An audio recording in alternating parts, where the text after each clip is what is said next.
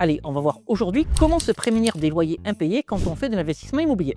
Vous avez deux possibilités. La première, c'est de passer par un garant. La deuxième, c'est de passer par une garantie loyer impayé. Généralement, le garant, surtout pour les étudiants, ça va être le père, la mère ou les parents ou quelqu'un de la famille, voire même un ami. Quand le locataire sera en défaut de paiement, c'est le garant qui prendra le relais et qui devra assurer le paiement du loyer. Le défaut du garant, c'est que vous n'avez malheureusement aucune garantie que celui-ci paiera le loyer lorsque le locataire se trouvera en défaut de paiement.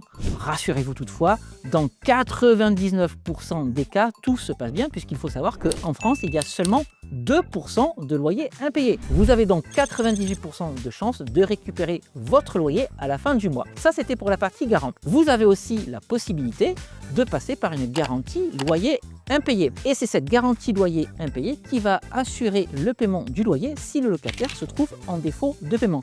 Alors l'avantage, c'est que vous aurez le loyer payé assurément. L'inconvénient, c'est que le fait de passer par une garantie loyer impayé va vous demander de monter un dossier administratif. Mais attention, la garantie loyer impayé, bien entendu, aura droit de regard sur la qualité du locataire que vous allez mettre à l'intérieur de votre investissement immobilier et elle pourra donc refuser de garantir le locataire que vous avez choisi. Et je parle en connaissance de cause puisque la première fois que j'ai mis un appartement à la location, la garantie loyer impayé que j'avais choisie a refusé le locataire que je m'apprêtais à faire entrer dans mon logement. J'ai donc refusé le locataire à qui j'avais préalablement donné mon accord.